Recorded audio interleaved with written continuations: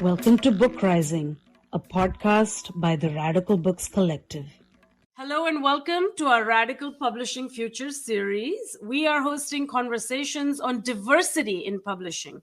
We are speaking to experts in the industry to understand structural racism, editorial processes, taste making, culture making, equity, and other challenges faced by this industry.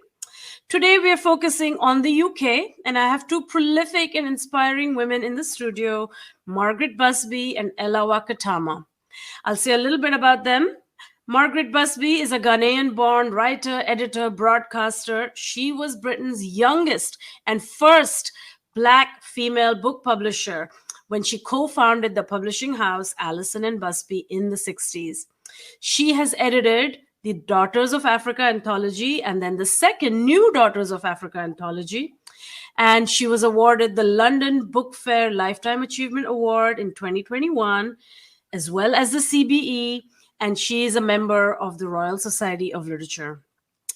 Ellah Wakatama was born in Zimbabwe, educated in the US, and has been a London-based writer and editor for many years. She is currently editor-at-large at Canongate Books and chair of the Cain Prize for African Writing. She has edited several anthologies and contributed to plenty of them as well. She was given an OBE for services to the publishing industry in 2011.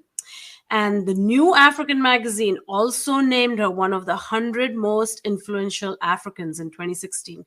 Many of the Black and African authors that are familiar to us today have been mentored by Margaret and Ellah, and they have both been instrumental in transforming the publishing industry in the UK and globally. I'm so excited to have you both in the studio. Welcome. Thank you, Bhakti. Thank you. Yep. Thanks. So I just want to start on a personal note. Do you wanna say a little bit about how you got into publishing? Maybe how you also met. That could also be interesting. Okay, who goes first? You do, Margaret. Okay. I got into publishing in a way before I even graduated from university, which was in the mid-60s. I graduated when I was 20, but in my last year, I met at a party, a friend of mine who was having a party for her first novel being published and was also getting engaged or getting married to somebody. So I was invited as a friend of hers, and from her fiance's friends, I was introduced to this guy whose name was Clive Allison. Huh. And he was at university, a different university, and we were talking about what we were going to do when we graduated, and we both said we thought we'd go into publishing. So we said, why don't we start a publishing company? And we met after we graduated, and we did indeed start a publishing company called Allison and Busby. And, well, I suppose I was too young to know what I was doing, really. I certainly had no money, no experience, but I had no dependents, no mortgage. So what Clive and I did was to just do what we believed in, what we wanted to do. And I have to say straight away that it was strictly business. There was never any romantic engagement. People always assume that, you can't be partners with a man unless you're sleeping with him. I never slept with a man. Just put the record straight. Sure. And so we started out publishing poetry because we were both interested in poetry. In fact, when I was at university, I'd been writing poetry and involved with my college literary magazine, and in fact editing it and drawing for it as well as writing poems. And so we wanted to publish, it was also the era of the beat poets, and we wanted to publish poetry that was produced cheaply enough for young people like us to be able to afford to buy. So we started with 3 paperback poetry books. And of course, as I said, we were young and had no income. So we both got jobs with other publishers, with mainstream publishers, whilst we were working in evenings and weekends trying to set up Allison and Busby. So that was in the late 60s. We published those first 3 books in 1967. So that was more than half a century ago, if my maths is right. And and then we went on, and we left our jobs. We went on publishing other sorts of books, fiction, non-fiction, as well as poetry, children's books. And I have to say, I can remember exactly when I met Ellah. Just to bring Ellah back into the picture, it was in 2000, Ellah, and it was at the publishing party for Penguin. It was a Paul Gilroy book. And I was used to going to publishing parties where I was the only black face present. And suddenly I saw this other black woman across the room. And that, of course, we got talking. And that was Ellah Wakatama, all three, Ellah.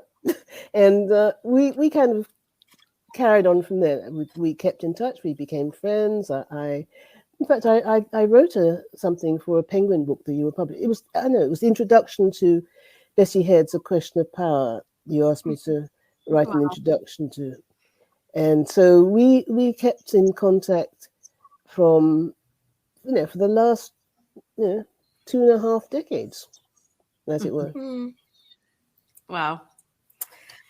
I'm smiling so much because I always feel quite sort of overwhelmed and kind of, I don't know, slightly ridiculously giddy when I'm interviewed alongside Margaret, because I think the only reason I stayed in publishing was every time I wanted to quit, I'd pick up the phone and phone Margaret. So I think that, and she would either persuade me or she'd say, oh, well, that happened to me, you'll survive it. Or, this one you're going to have to fight. This is how you fight. And so I got into publishing in my 30s, actually, because I hated every single job I ever had.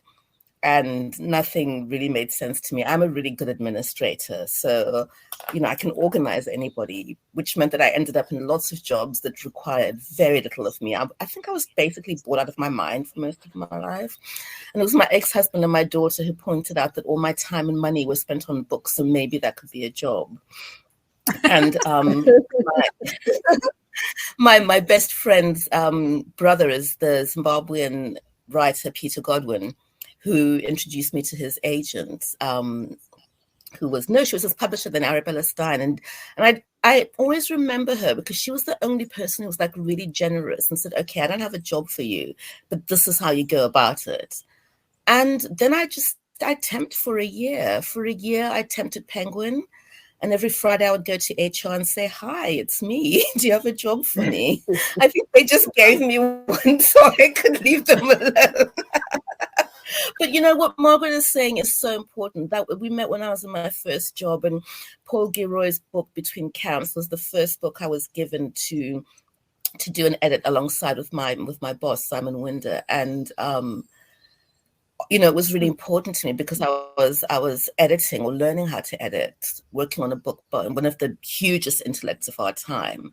And there was no one else that looked like me. And then there was a party and there was Margaret. And why that's really important, I mean, we kind of like parrot representation matters, but there's nothing like always looking across the room and never seeing yourself, because then you kind of turn that questioning of, do I belong, inwards, regardless of how strong you are. And when you see somebody else like yourself in a senior position, you know that not only do you belong, but you're possible and necessary. And I've said this about Margaret before, that Margaret is always a reminder to me that if I feel she is necessary, then I am too. Yeah. That's true. Well, I have to say as well that the way I really got engaged with the British book trade was because when I was at school, I used to read all sorts of literary magazines, including one called John and London's Weekly. And I saw on the cover of that in, I think it was 1961, a photograph of a South African woman called Nanibabu. And she was being reviewed. She actually was a literary editor for a British magazine called Strand, I think. Anyway, she was in the British publishing literary scene, and that was inspirational for me. So Nanibabu was my moment of seeing somebody who looked like me on the cover of a British literary magazine and thinking, wow, that means something. Yeah. The notion of representation matters, so much, and seeing yourself, reflected back in social circles, in covers of magazines, on television. All of this is so important. And I kind of just have to comment that I love the love in the room between the two of you, and this friendship and this comradeship and solidarity. And the thing I think about publishing is that so much happens. So many people do so many things behind the scenes that it's very hard to gauge what efforts have gone into a book, because you get this book as a product, you get it in ads and, book reviews and so on. But there's all these mechanics in the background. And I guess this is what I wanted to talk about today, is sort of what are the explicit race and gender challenges in this profession, because not only are you both Black, African, but also women in a very male-dominated industry, a very kind of gentlemanly profession, I would say.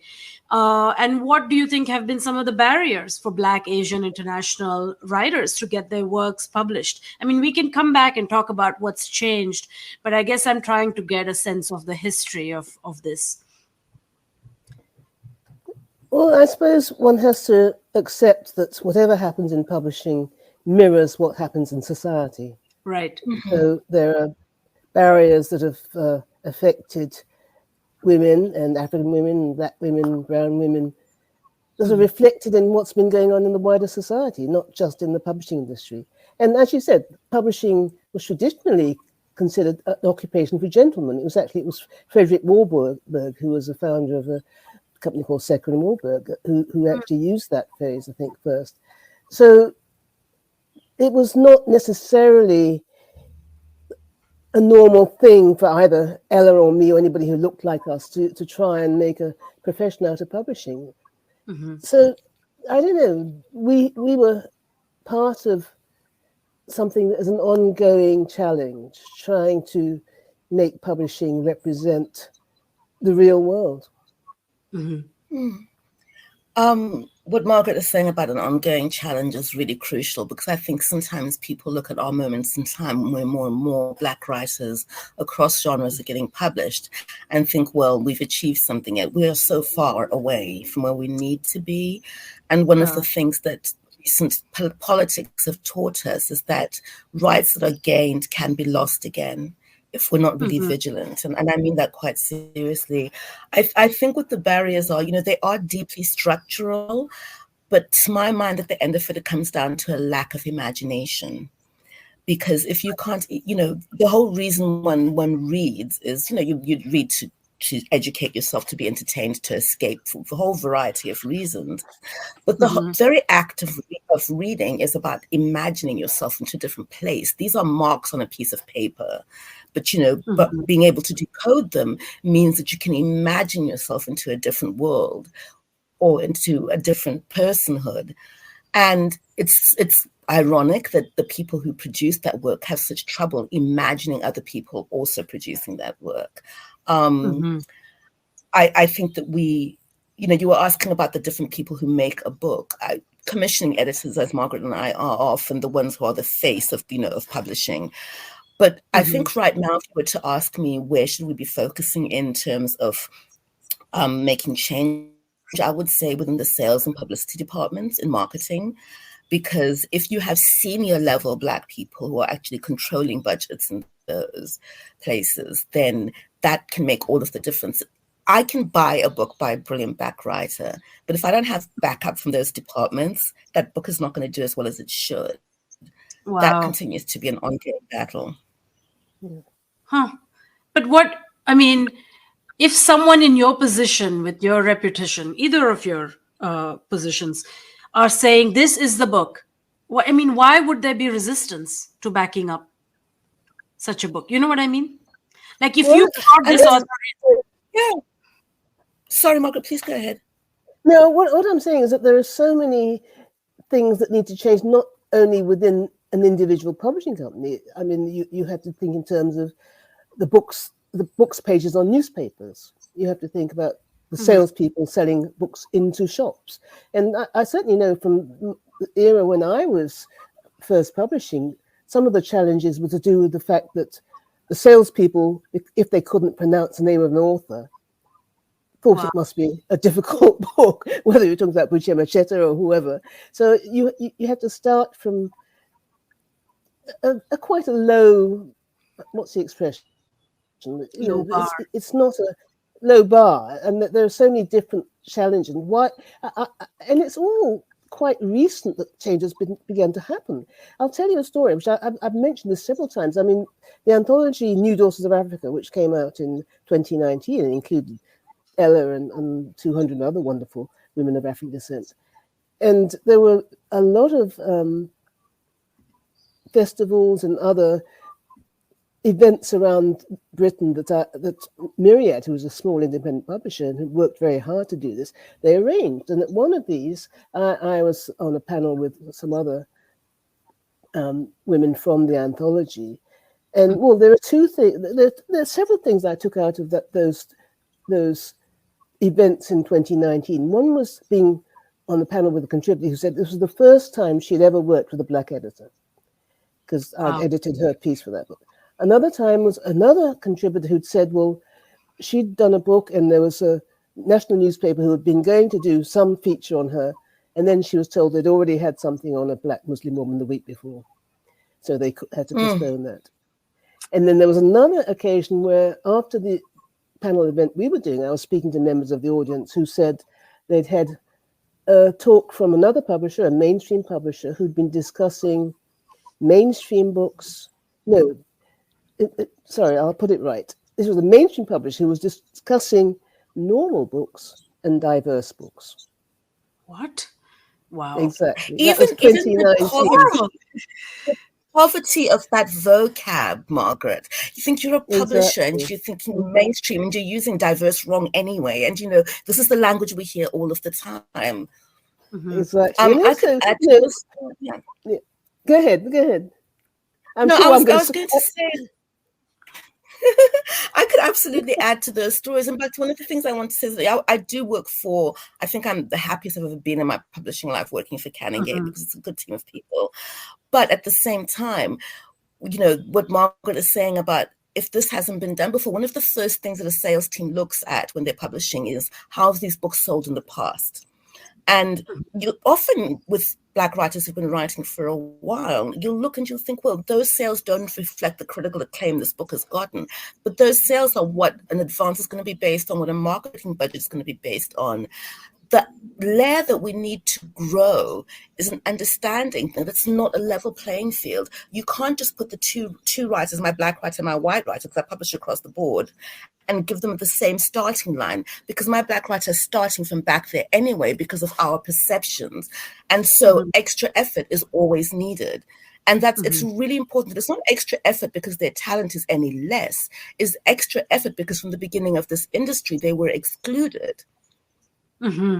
Absolutely. Exactly. And it's always the chicken and egg thing. Like, what comes first, the marketing or the product or the book and so on? And I think sometimes, we exist in a universe where we are constantly buying things we don't perceive that we need, right? So marketing has succeeded at the end of the day in making us, get things that we were not used to, or make ourselves familiar with the unfamiliar.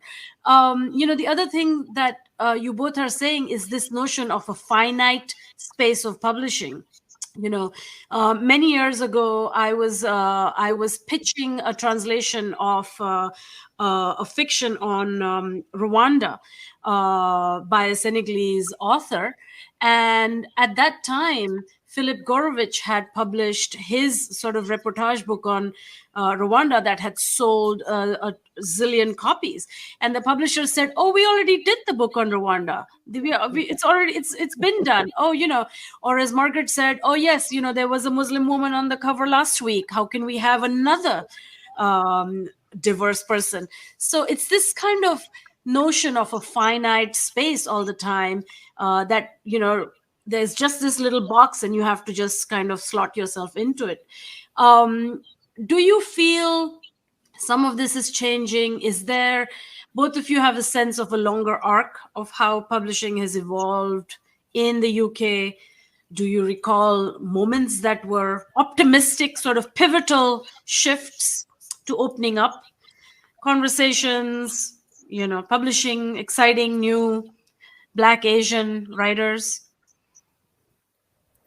Well, to me, it's early days. I know I've been in this industry for decades, but what I hope is not going to happen is that the changes that we're seeing and the optimism that we can feel in a way in the last couple of years, presumably post George Floyd, right, and post the Black Lives Matter profile being raised, is not something that's just going to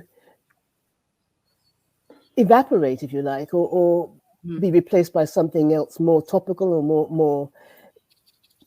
more commercial or something in a couple of years' time. I mean, we're, as I say, we're only 2 or 3 years away from that comment about normal books and diverse books.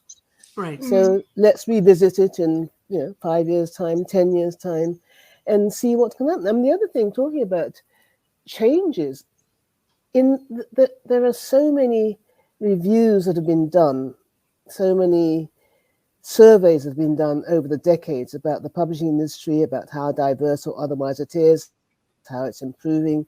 There was one I remember in about 2004 called In Full Color, about diversity in book publishing. There was one 10 years later about equality and diversity. I think there was one a couple of years ago. So there are always these. We don't need any more surveys. We know the situation. And to me, what is crucial is that the industry is more representative of how literature should be. I mean, as I interviewed Toni Morrison in the late 80s, at a time when she wasn't yet really as big a deal as she became. She hadn't won any major prizes. And in fact, the reason I interviewed her was because we'd both been due to appear on a television program talking about publishing, because she was a crucial editor in her time. And she had to also juggle that thing of making sure that every Black writer she published did well. Otherwise, the narrative would be Black writers don't sell. But she'd been dropped from this program because she wasn't well enough known. Unbelievably at that time. So together with a young filmmaker, Sindhamani Bijnal, we decided to make our own film. So I interviewed Toni in an hour she had free. And one of the things she said, we were talking again about publishing and representation and so on. She said, it's not patronage, it's not affirmative action we're talking about. We're talking about the life of a country's literature. Amen. So it's not yes. Exactly. It's not doing us a favor to employ people who look like you, me, or anybody else who's not a sort of straight white male. It's just enriching literature for everyone. So I think that is the key to it. And the other thing I hope we'll get over is that us and them, so that the publishing industry is them and the Black writers are us. We can be us and them, as Toni was, as Ellah is. We can be on both sides, and we have to be our own center. I don't want to be always be talked about as being in the margins, or why are we? I am the center of my world. You're the center of your world. Absolutely. Amen, Margaret. Everything you said. I will do acrobatics to avoid using the word diversity, because to my mind, it's become meaningless. It's just, we have to use it because it's a good word. But, one of the things that I firmly believe and kind of say over and over again is that you can't claim to be excellent if you're only giving voice to one part of your culture. The story of our culture is incomplete if we're not, for example, reading novels by young Black men in urban or rural settings or whatever. Well, how do you know who you are if you're leaving out a chunk of your population? Not because they can't write or they don't want to write, they don't have the skills or the stories to tell. All of that is there already. It's our own world. And things have improved a little bit in the last 3 years, but I think a lot of it is in bad faith. And I want to be more optimistic and pray that I'm really wrong. One of my authors, a young Black man, at his book launch was being interviewed about this movement where we're seeing a greater volume of Black writers. And he said what had shocked him was that out of all of his friends who are also getting published, some with massive publishing deals post George Floyd, which is great because let people earn their money. But he said that when he said that he had come to my house and we had read his book through as part of our final edit, his friends couldn't believe it because they'd never met their editor. And I sat in the audience and wanted to cry because I thought, you will buy these books for 6 figures and they maybe do well or maybe they don't. But when the next book comes along, the same author is not going to get a 6-figure advance. And the story then becomes that these books don't sell. Well, I don't know, Margaret, but we know that very few debuts will earn out that 6-figure advance. So that's bad faith because you're not thinking about a writer's career. It's like making noise because this is what the noise that we're making right now. But there's no care involved in it. And it means that in 5 years' time, we'll have a whole bunch of debut writers who now in acquisitions meetings, it's like, well, that book didn't work. So I think also what's happening, can I say what's happening now is a lot of the times it's about the publishers who want to make themselves look good. So that they want to make a song and dance about, here I am taking on a diverse, blah-de-blah-de Black writer. Whereas there are publishers who've always done the right thing without making a song and dance about it. Canongate, one. They publish good writers. And they don't have to stand up and say, look at us, we're publishing this writer who happens to be Black. They don't have to do that because they're just publishing good writers and they know that some of them happen to be, I can't use that word either, diverse, but you know what I mean. I mean, also just in general, how horrible that what happened to George Floyd that beamed across the internet and the whole world. And this is what is your impetus. Like, how bad do things have to get for one to kind of grasp even a very defanged or a diluted version of diversity? It's really, it's kind of depressing. And that's an interesting point about sustaining a writer's career rather than kind of rewarding with this kind of one big advance and then that's it, that's the end, like creating a literary boom that won't, live out through the years. I don't know that much about the UK. I've been based in the US for the last many years, and I know that publishing industries in different places, countries valorize certain types of writing, that this is the kind of writing that will sell. So in the US, I think the thing that is everybody's favorite is what they call upmarket fiction, which are always novels. And they are really kind of linear, gripping storytelling. And they do deal with heavy political themes, but they don't bog down the reader. There's lots of like Celeste McGee's Little Fires Everywhere that became the TV show is an example of this. Easier reading, but not light. And they turn into book club reads, they become into TV series, films, and so on. And I just wanted to know, and I suspect I know the answer, but I wanted you to tell me, what type of book does UK publishing uphold? My answer was historical novels. Like, I don't know, like to do with royalty or like historical romances or something, but I could be very wrong. I think I can't really answer that. I'm not really one aspect. Over to you, Ellah. It's one aspect of the market, and I love historical novels, and I think that there are more and more African authors writing in that, although I think sometimes it's genre defined because it's not necessarily a historical novel that's being written, but one, we live with our ancestors all of the time, and so a historical novel for an African is kind of different to a historical novel for, I guess, an English person who doesn't have that daily constant sense of our ancestors being here with us and in communication with us. So Jennifer Makumbi's Chintu, for example, is a brilliant, or her first woman example of what it looks like in that hands of an African, and so there are those. I don't know necessarily that I would say that there was one book that British publishing was looking for. The way that I publish and I work, being lucky enough to be in a fairly senior position, is that I purposefully don't do those books. Is that I don't want to do a book that I think one of my colleagues in the publishing house could do really well, which are the book club books and the ones that are maybe easier commercial literary fiction. There are lots of wonderful editors who work alongside me who can do those. The books that I'm interested in are the ones that I feel like, is there some value that I can bring to this? And I'll tell you what is not there right now, what I'm looking out for. I want to see a boom in the writing about the lives of older Black men in England. I want to know what they feel like when they're in love. I want to know what they feel like when they lose their jobs, or, you know, when their mojo's gone, all of those things. But those are the books that I'm finding most difficult to publish or to find agents for.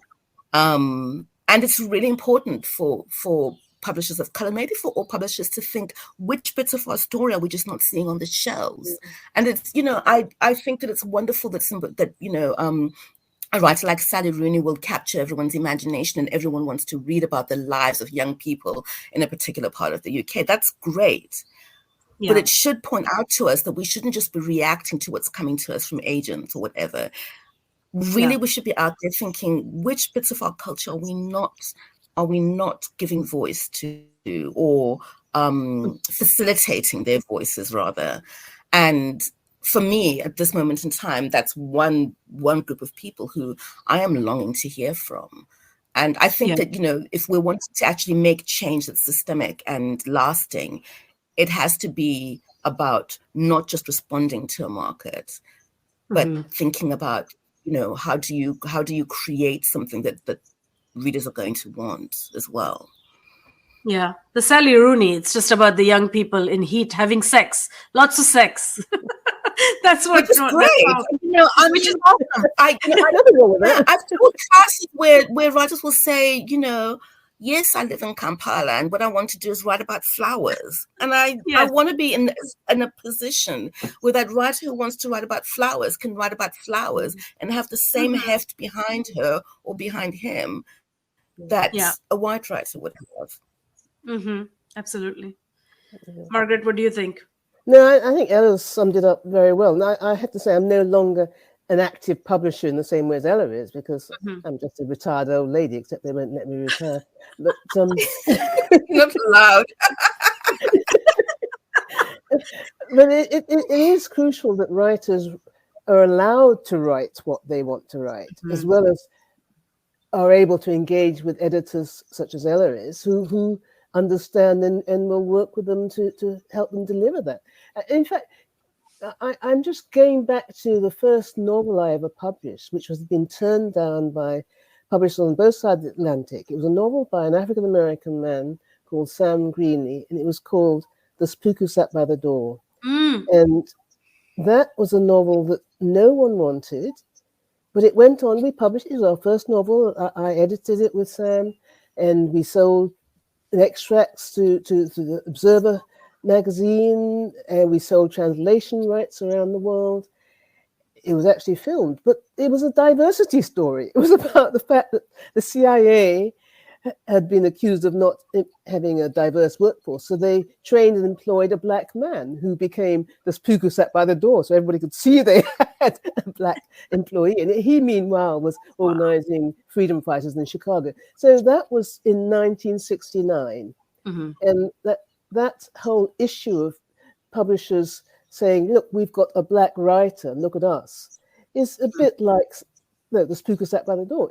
What happens next is key, and whether they work well with the editors. I would love, if I were a writer, I would love Ellah to be my editor, because, you know, I can see, you know, just as it would have been lovely to have Toni Morrison if I write as my editor, because these are people who are not going to try and make you write what you don't want to write. It's not going to be a publisher or an editor who says, well, you're going to write an African story, so it's got to have it's got to be social realism. It's got to have palm trees and villages in it and things like that. If you're writing science fiction, you can't be an African writer, for example. Or, we know what Binyavanga Wainaina wrote about how to write about Africa. So you want editors who allow the writer to express themselves, to use their imagination to write about what they want to write about, who they are, and to work sympathetically with those writers. So, yeah, amen to what you said, Ellah. Yeah. I know. I sense some ambivalence. Like, are we in an optimistic moment? Are things still the same? And I just wanted to kind of point out to all this kind of, lots more awards, lots more festivals. At least it feels that way to me from even 10 years ago.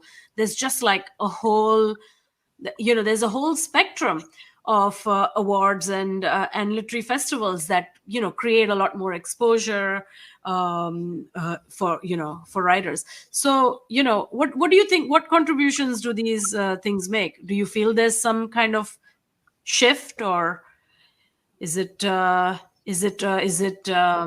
can I say? Is it hollow? You know what I mean? It won't last? It's not hollow. Yeah, it's not hollow because there are too many people doing really excellent work for it to be hollow. But I'm not celebrating. I'm vigilant because I don't believe that it's going to last if we're not vigilant. And there's, at some point one does want to relax. I mean, there's so many days where I think I'm just going to become a personal shopper. Margaret knows I love to shop. I'm a great stylist, I think. I'd love to do that. Some days it does. Yes, some days it becomes really too much. So I think that there are moments where we have to celebrate, where we can celebrate. And certainly, as chair of the Cain Prize, I've seen how through the decades the Cain Prize has actually made a difference. But our challenge, in wearing that particular gele on my head, is that the challenge there is that we have to remain relevant and to make sure that we're actually not just doing the same thing that was done from the very beginning as a prize for African writing that's based in England. There are all kinds of complications to that. But at the same time, I'm a former judge of the Booker Prize and have been going to those Booker Prize dinners for decades. And it's wonderful to me to see the complexion of the room changing. So it's not just me and Margaret in that vast room, but seeing a whole range of other people.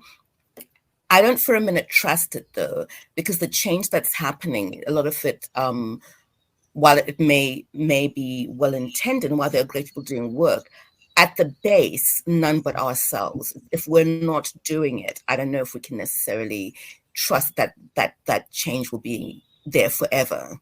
We have to be completely vigilant. So optimism tinged with fight.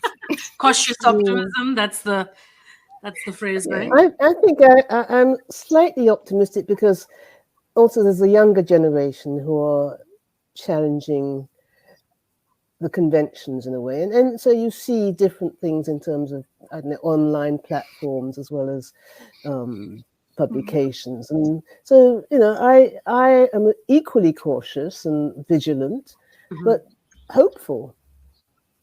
Right. Okay, that's good. I want to come back to the personal as we near the end of our time. 2 questions for both of you. What is the one persistent obstacle in the publishing world that you would magically wish away? You're just given one swish of the wand.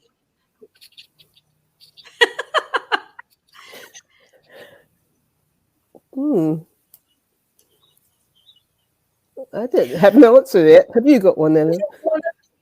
Well, one of the barriers, and we've seen some change towards this, is money, which is always, which is the case, and that in itself is kind of, a structural issue. But for many Black and working class people of color who are going into publishing, it's the last thing your parents would want because the pay, at least when you start off, is so bad. And I think now that most have gotten rid of unpaid internships, that's made a big difference.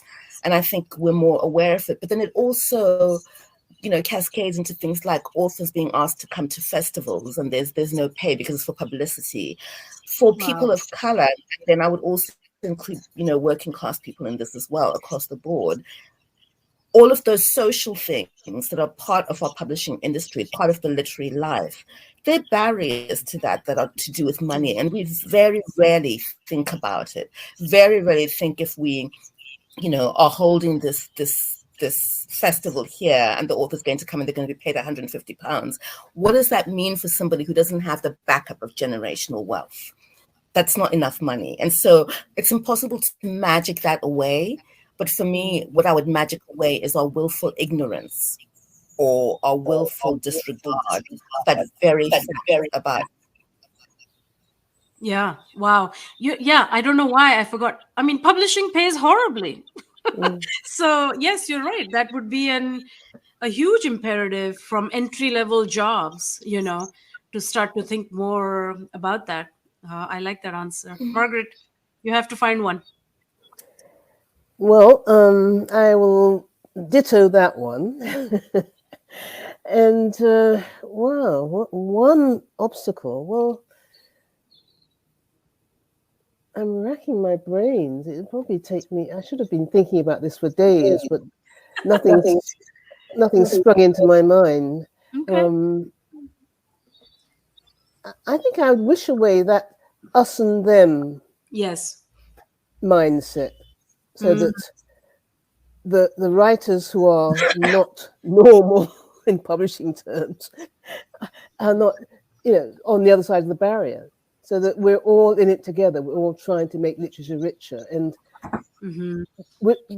writers of color can be publishers of color, and vice versa. So it's not a question of Black writers begging for something from the publishing industry. Of course. Yeah. And this notion of the margins and peripheries and so on, you are your own mainstream. I think Toni Morrison has a very cool phrase that you evoked before, Margaret. I'm going to have to find it. Okay. And then my final question to both of you, a professional moment, an exciting moment that you were instrumental in making happen in this world, publishing book world, and that gives you the warm and fuzzies, the fuzzy, proud feeling.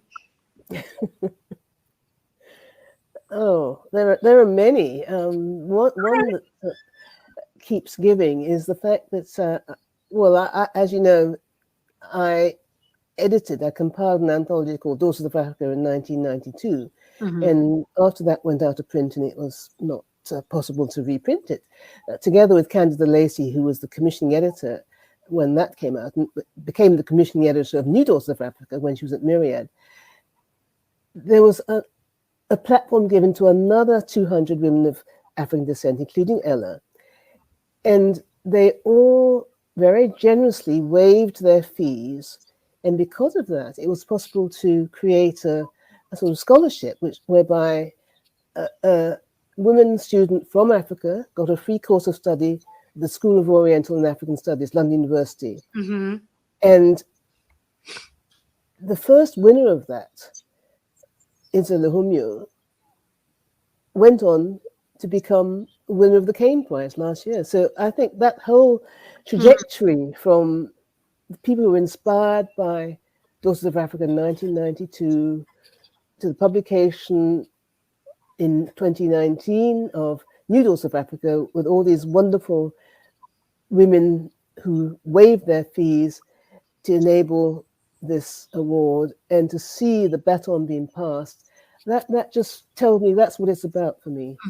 That's wonderful. That's lovely. I love that one. It's nice when you see the way that things connect together. I think that those moments allow you to feel like your professional life has had meaning, because sometimes it can be really hard.